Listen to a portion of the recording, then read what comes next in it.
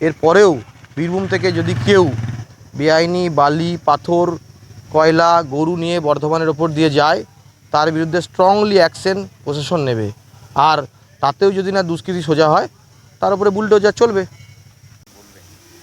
দেখুন, আমি তো দীর্ঘদিন পূর্ব বর্ধমান জেলার ভাতার বিধানসভা থেকে নির্বাচিত হয়েছি, কিন্তু দীর্ঘদিন ধরে বর্ধমান এবং বীরভূমের যুব সংগঠন রাজ্য থেকে দেখি। প্রার্থী হওয়ার 1 মাস আগে পর্যন্ত আমার এখানে দায়িত্ব ছিল বিভাগ কনভেনারের যুব মোর্চার। আর এখানকার সব লোকের সঙ্গে আমার বিভিন্ন সূত্রে রাজনৈতিক, ব্যবসায়িক এবং আত্মীয়তার সূত্রে বীরভূম জুড়ে আছে, আমার আসা যাওয়া আছে। আমি তো মাসে অন্ততপক্ষে 7-10 দিন এমনি আমি বীরভূম আসতাম। তো এটা নতুন কিছু নয়, আজকে এসেছি জয়লাভের পর পুজো দিতে। এটা একটা অন্যরকম অনুভূতি।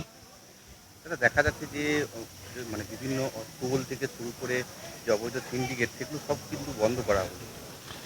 হ্যাঁ, আমাদের মুখ্যমন্ত্রীর গতকাল নবান্নের প্রশাসনিক বৈঠকে নির্দেশ, অবৈধ টোল যা বন্ধ করতে হবেই, তার সঙ্গে গরু পাচার, অবৈধ ডিসিআর ছাড়া পাথর চালান, বেআইনি বালি চালান, এগুলো টোটালি স্টপ করতে হবে। এবং বীরভূমের টোটাল গাড়ি আমার বর্ধমান ভাতারের ওপর দিয়ে গুসকারা পেরিয়ে ওরগ্রাম হয়ে যায় এবং এদিকে নতুনহাট থেকে নরজার ওপর দিয়ে যায়। তো আমি স্ট্রংলিভাবে সবাইকে, প্রত্যেক বেআইনি বালি ব্যবসায়ী, পাথর ব্যবসায়ী এবং গরু ব্যবসায়ীদের স্ট্রংলিভাবে হুঁশিয়ারি দিয়ে বলতে চাই, আমার সঙ্গে যে জেলা শাসকের কথা হয়েছে, এরপরেও বীরভূম থেকে যদি কেউ বেআইনি বালি, পাথর, কয়লা, গরু নিয়ে বর্ধমানের ওপর দিয়ে যায়, তার বিরুদ্ধে স্ট্রংলি অ্যাকশন প্রশাসন নেবে।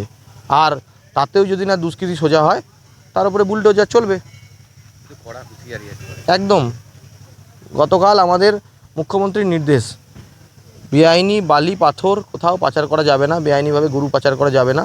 আর বেআইনি বালি, পাথর প্রচার না করে সরকারি যেভাবে নথিবদ্ধ যেগুলো ডাক হয়েছে সেগুলোর মাধ্যমেই হবে। এবং টোটাল যা রাজস্ব, সেই রাজস্ব রাজ্য সরকার যেন পায়। কারোর কোনো নেতার পকেটে বা কোনো দুষ্কৃতী, কোনো মাফিয়ার পকেটে যেতে দেবো না, তাহলে বুলডোজার হবে।